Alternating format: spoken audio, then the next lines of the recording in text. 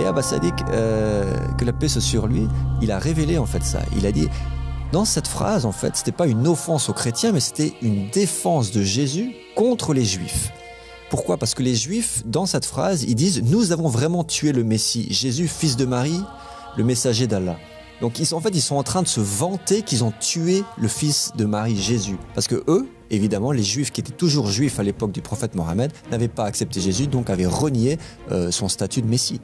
Et là, le prophète Mohammed dit, non, vous ne l'avez pas crucifié et vous ne l'avez pas tué. C'était un faux semblant. Et du coup, en fait, il défend Jésus et il repousse en fait ces Juifs qui se vantent d'avoir tué Jésus.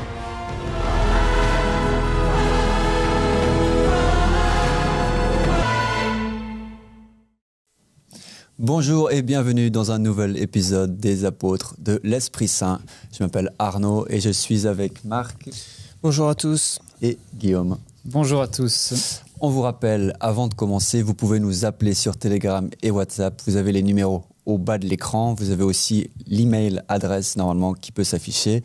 On vous invite à télécharger Le But du Sage, le livre d'Abdullah Hacham Abbas Sadiq, mais surtout son nouveau livre qui est sorti maintenant il y a 3 semaines, Le Manifeste du Mahdi, un livre extrêmement simple, court, succinct, mais qui donne la solution à l'humanité pour sortir en fait de cette impasse dans laquelle elle est aujourd'hui, une impasse qui se manifeste très très clairement aujourd'hui dans les news.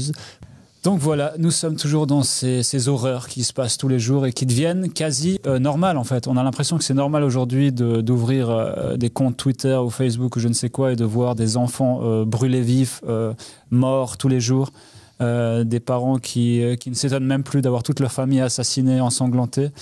On est vraiment passé à un mode en fait qui n'avait jamais existé auparavant.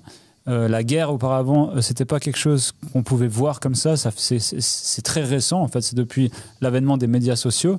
Et on dirait que l'avènement de ces médias sociaux, ça nous a donné un aperçu en fait beaucoup plus réel de ce qui se passe pendant une guerre. Et on a l'impression que le fait que ça soit filmé, que ça soit délivré dans le monde entier, ça n'empêche pas ces gens qui font des guerres d'être de moins en moins humains en fait et de commettre les plus grands crimes qui n'ont jamais été connus. Il n'y a plus aucune humanité. Quand on voit certaines images, il n'y a aucune humanité. On croyait que dans certaines guerres, ils avaient des règles, ils avaient une certaine éthique, en fait, de ne pas tuer femmes et enfants, de ne pas tuer ceci, cela. On verra d'ailleurs qu'avec le prophète Mohammed, par exemple, c'était un chef de guerre. Les prophètes et les messagers comme David, Salomon, c'était des chefs de guerre, mais qui n'ont jamais, mais qui ont toujours eu une grande éthique en fait, et qui nous ont enseigné en fait. Et l'éthique d'aujourd'hui, elle sort de ces écrits en fait, bibliques, évangéliques, coraniques, etc. Aujourd'hui, on a l'impression que l'humanité, elle a perdu toute forme d'humanité, toute forme d'éthique, et qu'on n'a aucune honte en fait. Effectivement, le prophète Mohammed interdisait de couper en fait les arbres, de tuer les animaux, même ça allait même jusqu'au bétail en fait et en fait il autorisait aucune violence faite aux civils en fait. De manière, si on devait parler maintenant avec un langage plus contemporain en fait, on dirait ça. Donc on voit bien en fait que le prophète Mohammed était beaucoup plus proche de la miséricorde en fait de Jésus que les gens aujourd'hui qui se disent venir de Dieu, comme que ce soit l'Iran ou bien d'autres pays comme ça qui en fait proclament la foi en utilisant les textes bibliques mais ou coraniques mais sans vraiment les appliquer. En n'appliquant absolument rien du tout de ces textes, mais en les utilisant comme des excuses en fait, d'action. Donc ce qui manque, c'est évidemment dans ce monde quelqu'un qui montre l'exemple, quelqu'un qui intervient. On voit aucune nation qui intervient. Tu mentionnes toutes ces horreurs qui sont aujourd'hui vraiment accessibles sur nos téléphones par tout le monde, mais ça ne change rien. Les gouvernements continuent de faire les mêmes atrocités et aussi il n'y a aucun... Même s'il y a des nations qui se réunissent pour essayer de l'arrêter, on voit qu'aucune de ces décisions, au fond, sont respectées. Donc nous, on a envie de vous passer une vidéo maintenant de Abdullah Hachem Abbas-Sadi qui a parlé et qui continue de parler de ces temps dans lesquels on vit, ces temps que l'on appelle la fin des temps, qui ont été prophétisés dans toutes vos saintes écritures. Des prophéties nouvelles en fait ont été mentionnées et vous allez le découvrir maintenant. On a mis un extrait plus large cette fois, comme ça vous pouvez voir qu'il y a des choses qui sont déjà accomplies, il y a des choses qui sont en train de s'accomplir et des choses qui vont s'accomplir, surtout si l'humanité ne change pas de direction. Du coup, on vous laisse découvrir cette vidéo, on vous retrouve juste après. C'est un sermon qu'il a fait il y a quand même pratiquement 2 ans, hein, on précise, et qui parle de ce qui se passe aujourd'hui, donc c'est ça qu'on voit dans la vidéo. On peut passer la vidéo maintenant.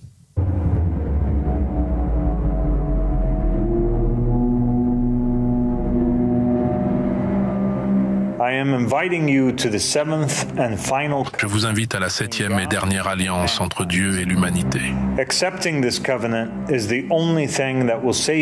cette alliance est la seule chose qui vous sauvera du châtiment qui est sur le point de s'abattre sur l'humanité. Le Covid n'était que le début de cette punition et un précurseur. D'autres fléaux et maladies seront découverts et se déchaîneront sur vous. Les virus qui étaient gelés et dormants pendant des milliers d'années redeviendront vivants. Des maladies étranges, jamais vues auparavant, tomberont sur Terre avec des comètes et des météores. Des maladies pires que la peste noire balayeront le monde. Les guerres couvriront la planète entière jusqu'à ce qu'aucun homme, femme ou enfant ne se sente en sécurité. Les bruits des avions à réaction planant dans le ciel, les bombes explosant sur la terre et sur la mer, et les cris des êtres humains hanteront l'esprit humain. La terre se retournera contre l'humanité, et ses océans et ses mers chercheront à frapper leurs villes. La terre fera trembler tous les grands immeubles, et le ciel s'assombrira et la fumée se couvrira. La planète cherchera à détruire l'humanité, tout comme le système immunitaire cherche à détruire une infection. Les prix vont monter en flèche, et les choses les plus précieuses seront celles qui sont nécessaires à la survie, comme le pain et l'eau. Les voisins tueront leurs voisins, et les gens mangeront les gens à cause de la faim. Le chaos éclatera, et la destruction de la civilisation se produira. Les bêtes de la terre se retourneront contre l'homme, et les insectes et les bêtes du ciel et de la terre poursuivront et traqueront l'humanité, tout comme l'humanité les chassait autrefois. Même le soleil, la lune, les étoiles et les corps célestes maudiront les habitants de la terre. Le temps lui-même s'accélérera encore plus afin d'avancer plus rapidement cette période où tant de mal règne à la surface de la terre.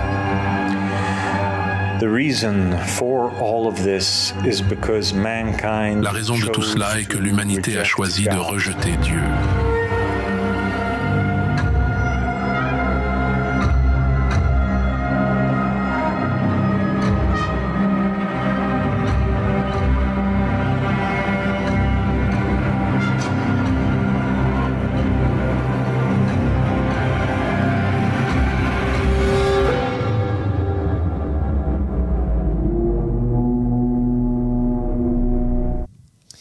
Donc voilà, c'est des images, des paroles qui nous l'espérons, entrent dans votre esprit, entrent dans votre cœur. Et c'est là notre rôle en fait.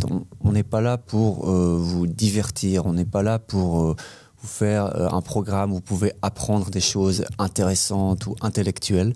Vraiment, le but de cette émission, c'est de vous avertir, c'est de vous informer sur ce qui est en train de se passer autour de vous, dans quel temps nous sommes en train de vivre, quelles prophéties sont en train de s'accomplir et quelle est la solution en fait pour que l'humanité sorte de cette impasse.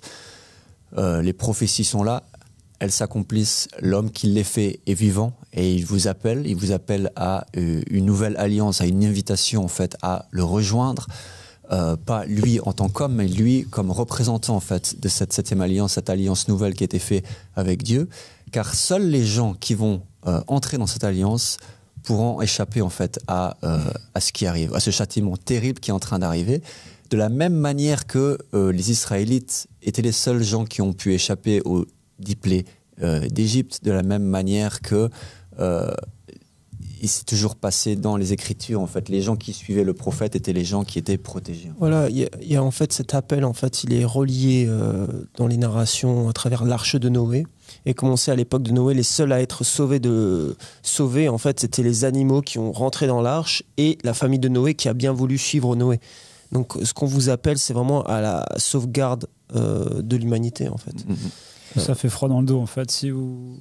Ces images qu'on voit, et de voir comment Abba Sadek, alayhi salam, il a prédit ces choses et qu'elles se passent aujourd'hui, ça fait froid dans le dos et ça fait vraiment réfléchir. Quiconque a un peu d'entendement en lui, pour moi, c'est absolument fascinant parce que c'est extraordinaire, en fait. On a un homme qui nous fait des prédictions. C'est comme si on revenait au temps de la Bible, de la Torah, et on avait ces prophètes qui parlaient au peuple et qui leur annonçaient ce qui allait arriver et que les gens voyaient ce qui arrivait, ces avertissements, ces châtiments. Mais quelqu'un qui vient avec de telles preuves, on n'est pas là ce soir pour parler des preuves, mais avec de telles preuves, et qui vient et qui vous parle réellement de ce qui se passe aujourd'hui dans votre vie, dans le monde, et qui donne des explications et des prophéties qui se passent sous vos yeux, et qui est en train de vous dire, vous allez tous mourir, en fait, si vous ne faites pas le bon choix. Et même si vous ne mourrez pas aujourd'hui, demain, ou dans une année, ou dans 5 ans, vous allez voir des choses absolument terrifiantes qui vont se passer sur Terre. Aujourd'hui, la Troisième Guerre mondiale, si elle n'a pas commencé officiellement, elle a clairement commencé officieusement. Et on est dans un temps avec un prophète des temps modernes, comme ce fameux Dr Rasfar avait écrit dans l'introduction du livre d'Abba Sadek. Nous sommes dans un temps absolument exceptionnel. Réveillez-vous, mes chers frères et sœurs, et faites au moins partie, pour vivre cette vie, faites au moins partie du bon camp. Et voyez la vie comme quasi ce film qui est en train de se dérouler sous vos yeux. Non, on se trouve vraiment au même moment, si vous le comparez, que les anges arrivent à Sodome et Gomorrhe et ils ordonnent à Lot et sa famille de partir et de ne pas se retourner. La femme de Lot se retourne, on sait ce qui lui est arrivé. On est à ce moment-là où Jésus a dit: quand ce moment viendra, fuyez dans les montagnes et ne retournez même pas dans vos maisons prendre ce que vous avez besoin. Et malheur aux femmes qui sont enceintes à ce moment-là. Pourquoi malheur aux femmes qui sont enceintes à ce moment-là? Imaginez aujourd'hui être enceinte et devoir donner naissance au Liban, à Gaza, dans ces endroits que Jésus habitait et que les gens habitent aujourd'hui. Et c'est ce qui se passe. On arrive dans cette ère aussi que les narrations musulmanes parlent et ils disent que les hommes erreront sur la terre et quand ils verront une tombe, ils prieront le Seigneur et se plaindre pour lui dire: mais pourquoi c'est pas moi qui ai été enlevé à sa place? Parce que être vivant et devient une horreur, en fait. Quand on parle de prophètes et de prophéties aujourd'hui, c'est comme tu le dis, on a l'impression qu'on est revenu au temps des prophètes. Mais ici, on a envie de vous dire que ça n'a jamais disparu. Le problème, c'est qu'aujourd'hui, la religion qui s'est faite et qui s'est répandue dans la masse, dans les grands courants, c'est devenu quelque chose de folklorique, c'est devenu quelque chose qui est ancien, c'est devenu quelque chose qui se trouve dans un livre poussiéreux qu'on ne peut pas comprendre. Mais la religion, c'est quelque chose de vivant. Et la religion est vivante à travers un homme qui est vivant et qui enseigne et qui guide le peuple que Dieu lui a désigné de guider. Et ça a jamais cessé, en fait. C'est vraiment une mécompréhension de la religion. Et aussi, la religion, en fait, elle reprend toute sa puissance, toute son importance en ces moments de guerre, en fait, en ces moments où partout dans le monde, on sent l'odeur de la guerre, l'odeur du sang. On voit bien, en fait, qu'est-ce qui nous reste à part Dieu. Et ce sera certainement un moment où plus de gens vont se tourner vers la religion. Et on l'espère vers la véritable religion qu'aujourd'hui on vous invite à. Aujourd'hui, c'est un thème qu'on a envie de partager avec vous. C'est le thème de Mohammed. Est-ce que Mohammed était un chrétien? Quel est le lien en fait avec cette introduction? C'est cette invitation en fait pour vous à comprendre que cette religion est une religion unique, qu'il n'y a pas de cassure véritable en fait entre le christianisme et l'islam. Mais comme Guillaume l'avait mentionné dans l'un des épisodes, c'est plutôt les usurpateurs de la religion de Jésus qui maudissent et créent des problèmes et des absurdités avec les usurpateurs de la religion de Mohammed. donc la chrétienté contre l'islam, la véritable religion, c'est comme si elle avait toujours continué en sous-sol, en coulisses, comme un ruisseau souterrain qui a toujours été là, qui a toujours été véritable, qui a toujours été bon, qui a jamais créé tous ces problèmes. Et en fait, on a envie de parler de ça. En fait, on a envie de parler aux chrétiens de Mohammed et d'essayer de défaire, en fait, ces clichés, ces archétypes, ces choses qui ont été mis dans votre cerveau sans que vous-même vous l'avez été confirmé, sans que vous avez pu essayer de trouver d'autres informations. Et on est aussi là pour ça. On a envie d'être ces agents d'unification entre les différentes religions. Pas dans le sens où on accepte toutes les religions pour dire la diversité, elle est belle. Je pense que ça, c'est une grande erreur et ça peut que mener à l'égarement. Par contre, on propose une unification pour montrer qu'est-ce qui relie toutes ces religions en un seul fil, comme si c'était un collier. Toutes ces religions aujourd'hui sont des perles, mais la véritable religion, en fait, est ce fil qui les traverse. Donc aujourd'hui, Mohammed est-il chrétien ? Est-ce que Marc, tu veux commencer avec un exemple ? Moi, j'ai bien aimé en fait notre discussion quand tu nous as dit en fait, dire qu'il est chrétien. Enfin, cette unification, ce langage un peu verbal que tu as dit, voilà, si on disait que Jésus était juif, ça ferait pas sens. Si on disait en fait que Abraham, il était noéen. En fait, ce lien, en fait, entre les... En fait, il n'y a qu'un seul Dieu. Donc, il y a un fil conducteur, comme tu dis, et le fait qu'on dise chrétien, qu'on dise juif, qu'on dise musulman, en fait, ça n'a pas vraiment de vrai sens. Et on se rend compte de plus en plus on fait d'émissions avec vous, et vous devriez en fait vous rendre compte de ça, de ce fil conducteur qui est, comme on le dit tout le temps, que la religion est un homme qui a commencé avec l'esprit donné donné en fait à Adam par Dieu, et qui a continué jusqu'à aujourd'hui, et qui dont l'être humain, en fait, l'homme qui le possède actuellement, est Abdullah Hashem. Donc, ce lien-là, pourquoi en fait maintenant on vous parle de est-ce que Mohammed était chrétien ? Parce que avant en fait la religion musulmane, il y avait cette dite religion chrétienne, et c'est intéressant en fait de voir que dans son histoire, Mohammed a constamment en fait fréquenté des chrétiens.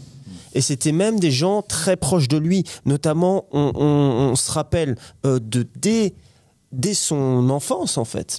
Il va avec son oncle, en fait, il suit une caravane avec son oncle, qui était un marchand. Ouais, c'est une belle histoire, ça.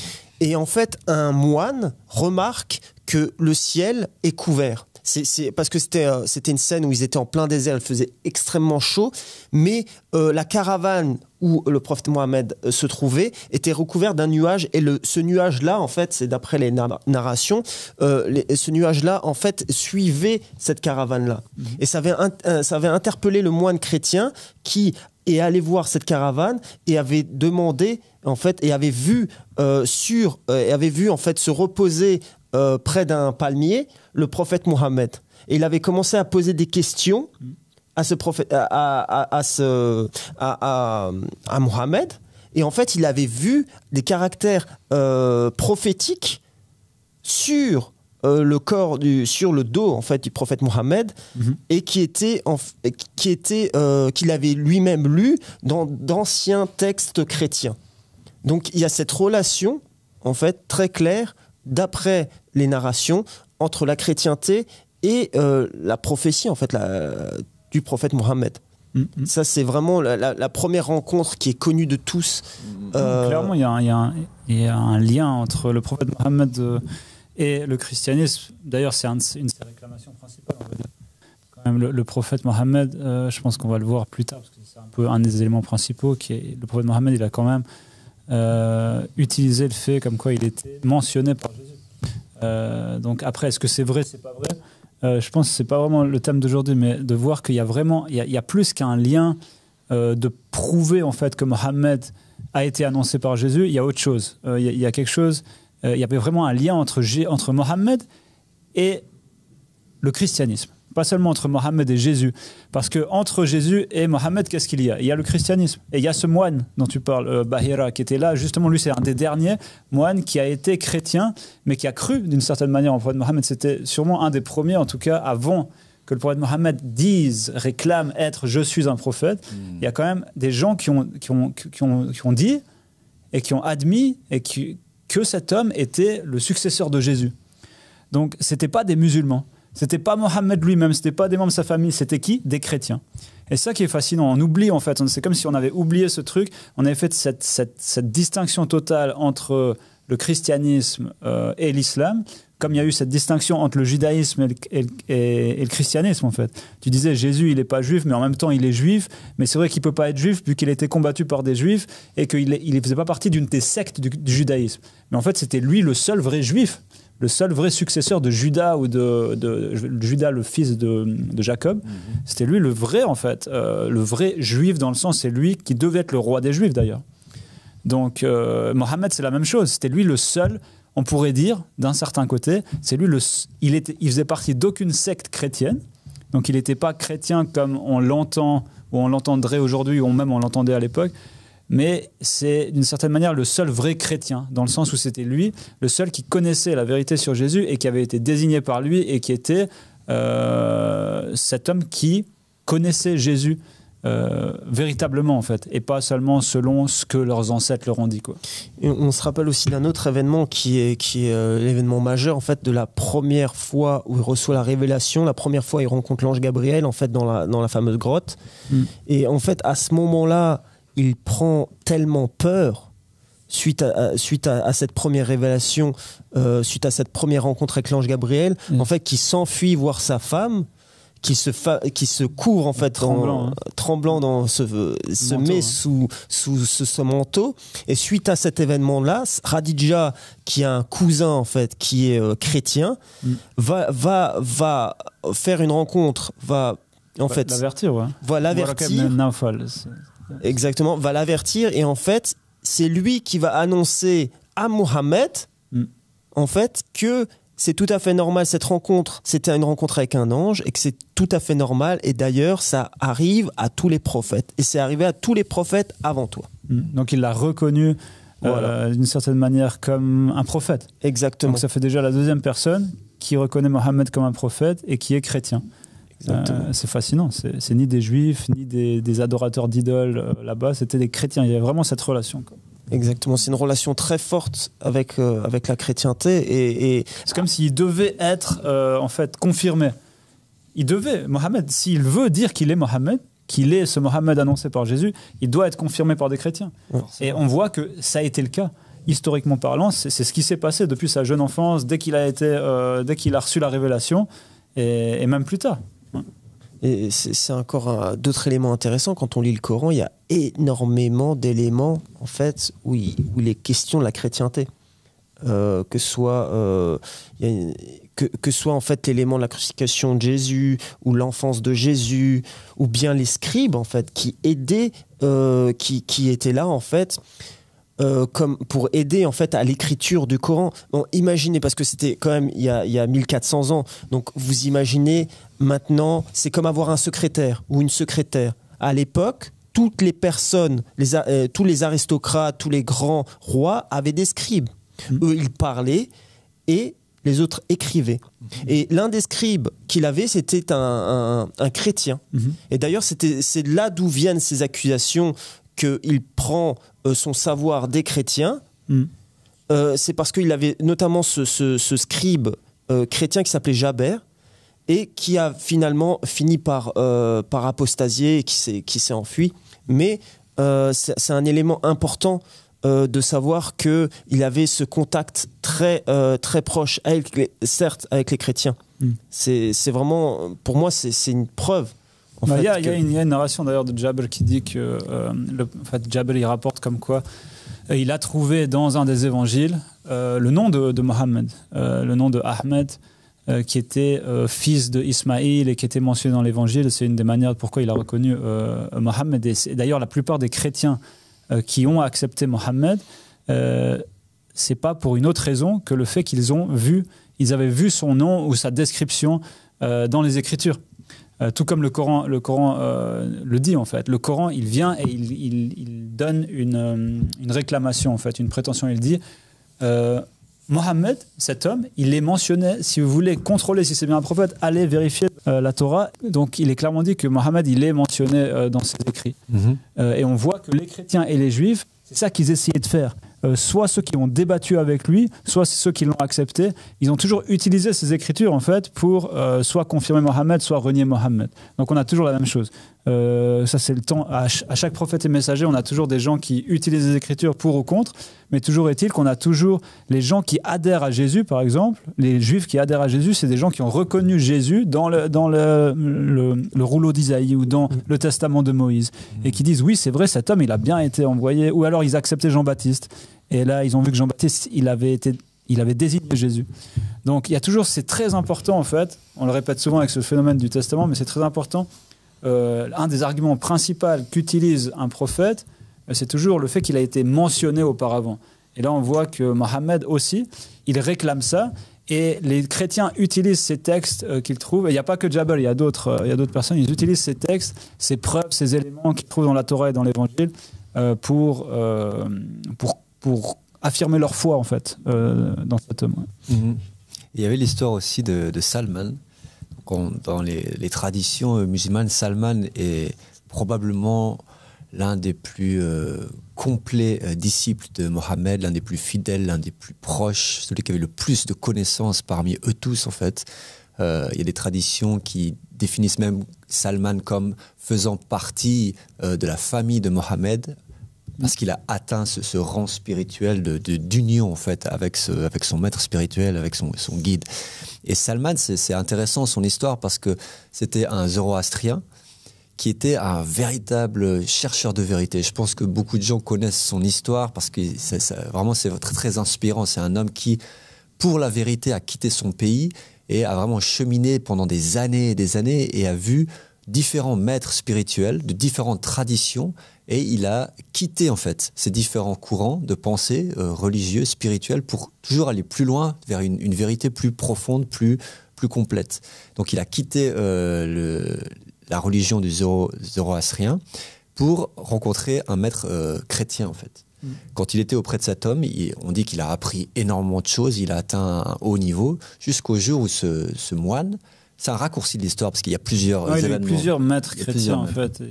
Il a accompli tout ce que ce maître lui a transmis. Et ce maître lui dit en fait, si tu veux vraiment aller plus loin, si tu veux connaître toute la vérité, il faudra que tu me quittes en fait, parce qu'il y a un homme dont j'ai entendu parler qu'il était vivant aujourd'hui, qui correspond en fait aux prophéties, et il est l'homme apparemment que l'on attend. Il faudrait que tu ailles le voir et confirmer cela pour toi-même. Et c'est à ce moment-là que Salman entreprend ce voyage pour rencontrer Mohammed à la Mecque. Et c'est là qu'il va rencontrer en fait ou à Médine. J'ai pas la connaissance totale à ce moment-là. À quel moment il arrive ? C'était à Médine. Et c'est là en fait qu'il arrive en tant que chrétien pour reconnaître Mohammed qui avait déjà commencé en fait sa nouvelle alliance, sa nouvelle religion, si on pourrait dire comme ça. Ouais. Non, Salman al-Farisi ou Salman al-Mohammadi, c'est quelqu'un de fascinant. C'est comme le guide en fait de tous ces gens qui, comme tu as dit, qui ont un parcours spirituel en fait. C'est intéressant de voir son histoire dans le sens où il a vraiment cherché la plus grande vérité qu'il a trouvée à chaque étape. Et juste avant de rencontrer le prophète Mohammed, la plus grande vérité qu'il avait trouvée, c'était pas de plus grande vérité sur la terre que le christianisme, que cette religion de Jésus qui, oui, avait été déformée, mais en même temps, il avait amené quelque chose qu'il n'y avait pas avant Jésus. Donc ces gens qui avaient la tradition de Jésus, bien qu'il y avait plusieurs sectes, ils avaient quand même une plus grande part de la vérité que les autres religions auparavant. Et il a fallu Mohammed qui vienne pour que le christianisme devienne cette religion obsolète, en fait. Autrement, il n'y aurait pas de plus grande vérité aujourd'hui toujours. Si on n'avait pas eu un homme qui était venu confirmer en fait ce que Jésus a dit, parce que c'est quand même une des grandes missions du prophète Mohammed, on l'oublie souvent, mais c'est de confirmer que Jésus était bien un prophète de Dieu. Et la plupart des éléments que Jésus a dit de lui-même dans l'Évangile ont été confirmés par Mohammed. Et qui est aussi venu pour quelque chose d'autre, c'est de corriger les erreurs qui ont pris place à travers ces 500, 600 ans d'âge, où là, les sectes chrétiennes se sont divisées, les gens ont commencé à se combattre les uns les autres, commencé à s'exiler les uns les autres, commencé à s'assassiner les uns les autres, alors qu'ils étaient tous chrétiens. Donc il fallait quelqu'un qui vienne et qui remettait en fait, qui remettait la vérité là où elle allait. Après, ça n'a pas plu aux chrétiens. Pourquoi ? Parce que cet homme, il était arabe et il n'était pas chrétien, comme on l'entendrait. Et aussi un point important, c'est qu'il a défendu à plusieurs reprises Jésus, qui était attaqué par les Juifs en disant, parce que les Juifs attaquaient souvent les chrétiens en disant voilà, on a crucifié votre Christ, on a crucifié votre Sauveur, alors que lui a révélé en fait dans le Coran que ce n'était qu'un faux semblant. Pardon. Non, vas-y. Non, mais c'est ça en fait l'élément le plus beau dans l'histoire, c'est que le défenseur de Jésus était Mohammed. Et c'est oublié, c'est complètement oublié. En fait, tous les chrétiens actuels devraient dire merci à Mohammed. C'est incroyable. Ce verset, il est vraiment incroyable. Je pense que ça mérite qu'on s'arrête un petit peu plus longtemps là-dessus. Parce que c'est souvent des chrétiens qui, ils s'intéressent quand même un petit peu à l'islam pour voir pourquoi les musulmans ils disent tout ce qu'ils disent contre les chrétiens. Et ils tombent sur cette phrase du Coran qui dit nous avons vraiment tué le Messie, Jésus, fils de Marie, le messager d'Allah. Or, ils ne l'ont ni tué ni crucifié, mais ce n'était qu'un faux semblant. Et du coup, cette phrase, elle est souvent au milieu des débats chrétiens-musulmans, où les chrétiens, en fait, ils accusent les musulmans avec cette phrase de dire, vous voyez, on ne peut pas s'entendre, on ne peut pas avoir la même religion, le même Dieu, car notre religion dit que le Fils de Dieu s'est fait crucifier, tuer, il est ressuscité, alors que vous, dans votre parole de Dieu, dans votre livre du Coran, il est mentionné que exactement le contraire, qu'il n'est pas mort et il n'est pas crucifié. Pour nous, c'est vraiment une grande offense, les chrétiens, ils disent. Alors que, encore une fois, il est important, et pour comprendre le Coran, pour comprendre n'importe quelle écriture, il faut avoir cet homme vivant, en fait. Il faut avoir cet homme qui peut expliquer et guider l'humanité par rapport avec son lien direct qu'il a avec Dieu. Et en fait, cette phrase, ce verset du Coran, il prend une complète différente tournure quand on sait à quel moment il est venu et pourquoi il est venu. Et Abbas Sadiq, que la paix soit sur lui, il a révélé en fait ça. Il a dit, dans cette phrase, en fait, c'était pas une offense aux chrétiens, mais c'était une défense de Jésus contre les Juifs.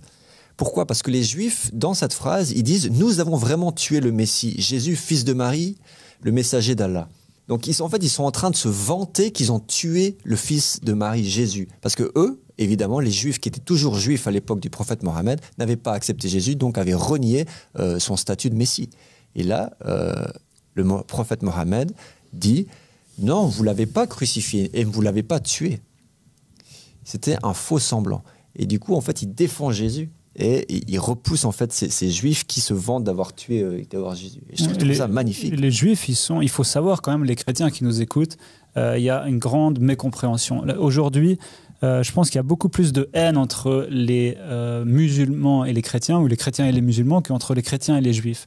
Et bon, ça n'a pas toujours été le cas à travers l'histoire. On avait vu que d'ailleurs, souvent les chrétiens ils disaient que l'antéchrist devait être un juif, par exemple. Il y avait toute cette haine du judaïsme pendant bien trop longtemps, parce que les chrétiens, Jésus il n'est pas venu pour détester les juifs, ou Mohammed il n'est pas venu pour détester les chrétiens, ou ce genre de choses, absolument pas. Mais on voit que Mohammed, comme tu as dit, il défend en fait. Il défend une accusation. Et il faut savoir qu'aujourd'hui même, quand même, il y a certaines sections du judaïsme qui se moquent d'une manière vraiment insoutenable en fait de Jésus-Christ. Et qui, on l'avait vu, qui vraiment critique Jésus de la pire des manières. Donc moi j'ai envie de dire, Mohammed, c'était lui le vrai défenseur de Jésus à son époque. Mais les musulmans aujourd'hui, c'est pas nécessairement les vrais défenseurs de Jésus. Qui est le vrai défenseur de Jésus aujourd'hui? C'est Abbas Sadiq Abdullah Hashim. C'est lui qui vient, qui prend le Coran et qui vous redonne la véritable signification de ce verset et qui vous montre, regardez, Mohammed a défendu Jésus, il n'a pas contredit Jésus. Et Jésus a annoncé un homme qui allait venir et qui allait confirmer la parole de Jésus. Il n'y a pas d'autre personne qui a mieux confirmé la parole de Jésus dans toute l'histoire de l'humanité que Mohammed. Et il n'y a pas d'autre personne qui a plus défendu la parole de Jésus ainsi que la véritable parole de Mohammed que Abbas Sadiq aujourd'hui, en fait. Dans le Coran aussi, donc Jésus c'est la personne, le prophète le plus nommé après Moïse. Il y a constamment une révérence envers lui et sa mère Marie. Il a ce titre que personne d'autre a, qui est l'Esprit de Dieu. Donc c'est vraiment le Coran, le ministère de Mohammed est vraiment venu pour donner toute la révérence que l'on devait à Jésus. Comme tu as dit aussi, Guillaume, corriger, rectifier ce qui s'était perdu en 600 ans. Et pour rappeler, en fait, vraiment cette chose qui est extrêmement importante de comprendre, c'est que ces chrétiens qui ont reconnu le prophète Mohammed et ce christianisme qui s'était aussi répandu en Arabie était un christianisme qui forcément n'était pas ce christianisme orthodoxe ou catholique qui était avec l'Empire romain. Et on vous l'a déjà expliqué qu'en fait, le véritable christianisme a survécu en coulisses, en fait. Et on vous a donné cet exemple de Arius, qui était en fait le véritable successeur de Jésus en 300 après Jésus-Christ, qui est venu défendre la véritable religion de Jésus, mais qui a été exilé, qui a été excommunié par la nouvelle Église, la nouvelle religion chrétienne qui était dédiée aux gentils, aux païens, à l'Empire romain. Et donc les gens qui se disaient chrétiens à l'époque de Mohammed, il y avait à ce moment-là toujours beaucoup de sectes différentes en fait. Mais le chrétien commun, je pense qu'il y a très peu de chrétiens communs qui appartenaient à l'Église catholique romaine qui sont convertis à l'islam et qui ont reconnu Mohammed. Par contre, je pense qu'il y a un grand nombre de chrétiens qui étaient ces chrétiens qu'on pourrait appeler aujourd'hui gnostiques ou manichéens qui, eux, ont vraiment reconnu Mohammed parce qu'ils avaient ces textes qui avaient été rejetés, qui avaient été cachés, mais où on trouvait toutes ces preuves, en fait. Je pense que ça fait partie intégrante de cette réflexion, en fait. C'est vraiment important de comprendre, quand on pose cette question qu'on a posée au début de l'émission, est-ce que Mohammed était chrétien, par exemple, on voit que on arrive sur la définition de qu'est-ce que ça veut dire chrétien. Parce que dans le christianisme, on a plusieurs dénominations, on a plusieurs courants, on a plusieurs compréhensions. Et ça, aujourd'hui, mais également à l'époque du prophète Mohammed, il y avait plusieurs, comme Marc t'aime bien le rappeler, il y avait tous ces courants, en fait, ébionites, borborites, il y avait plein. En fait, il y avait l'église égyptienne d'Alexandrie, il y avait déjà une division, en fait, dans l'Empire romain. Donc on a un Mohammed qui vient à un moment où il n'y avait pas seulement l'Église catholique, le christianisme, c'était pas seulement croire en la Trinité, croire en le fait que Jésus est le Fils de Dieu incarné, que Jésus a été crucifié et ressuscité des morts après 3 jours, etc. Non, il y avait d'autres christianismes. Et d'ailleurs, Mohammed, pour ceux qui connaissent un peu l'histoire, il a été accusé à certains moments de voler, en fait, d'une certaine manière, les textes du judaïsme ou les textes du christianisme, mais pas de n'importe quel christianisme, du christianisme gnostique. Donc certains ont même accusé, c'est arrivé, Mohammed d'être un chrétien gnostique qui simplement reprenait des textes et les recopiait ou écoutait des gens qui venaient, comme tu l'as dit avant, Jabir, certes il y avait plein de chrétiens qui faisaient partie de sa communauté, qui lui aurait enseigné certaines choses. Donc voilà, il y a eu ces accusations. Comme à chaque fois qu'un prophète vient, il y a eu des accusations de plagiat, par exemple, au sujet du prophète Mohammed. Mais le point important, c'est de voir que si Mohammed était chrétien, il n'était pas catholique, par exemple. Mais est-ce que chrétien, ça veut dire croire en ces principes que je viens de nommer, la Trinité, etc., ou est-ce que ça veut dire croire en Jésus, que Jésus était bien le Messie, par exemple, ou que Jésus était bien l'envoyé de Dieu à son époque. Donc, quelle est la définition du chrétien ? Ça, c'est vraiment une question, je pense, à laquelle il faut réfléchir. On n'est pas là pour vous dire Mohammed était chrétien ou il n'était pas chrétien, mais voilà, ça porte à la réflexion. En effet, en fait, le Coran est le seul livre à accepter Jésus comme le Messie et à accepter, en fait, la véritable histoire de la crucifixion. Donc on voit en fait qu'il fait le lien entre le judaïsme et le christianisme et qu'il apporte des éléments en fait qui expliquent tout en fait. Et en plus un élément encore plus grand, c'est aussi l'alliance qui a été faite à Abraham, qui est passée par son enfant en fait Ismaïl. Et on sait très bien que les Ismaéliens ils descendaient en fait de cette tribu d'Ismaïl en fait. Et en fait, les chrétiens savaient très bien, et les juifs aussi savaient très bien qu'un prophète allait apparaître dans cette région. C'est d'ailleurs pour ça qu'ils se sont installés là-bas. Donc c'est vraiment un élément très important de savoir en fait que cette religion qu'on dit musulmane en fait était une volonté divine et avait une lignée en fait. Une lignée qui a eu son apogée au prophète Mohammed. Non, tout à fait. Et même d'ailleurs, Salman, dont on a cité l'histoire auparavant, clairement, le moine lui a indiqué en fait la région dans laquelle il connaissait pas Mohammed le moine, mais il lui a dit clairement que les signes étaient apparus pour que cet homme apparaisse dans le Théman, à Faran. En fait, pourquoi? Parce que c'était cité dans les textes que lui il lisait, auxquels il croyait, il avait vu les signes, donc il y avait il connaissait en fait ça. Il a indiqué à Salman d'aller à tel endroit pour trouver un prophète. Non, c'est fascinant en fait. On trouve en fait un Mohammed qui est probablement chrétien, mais sous une différente compréhension, qui est avant tout monothéiste, comme Jésus était monothéiste, comme Adam était monothéiste. Et en fait, c'est peut-être ça, en fait, le nom de cette religion éternelle, c'est le monothéisme. Il n'y a aucun prophète qui était musulman, il n'y a aucun prophète qui était chrétien ou juif, en fait. Qu'est-ce que veut dire même le mot juif ou judaïsme? C'est un mot qui a été inventé bien plus tard.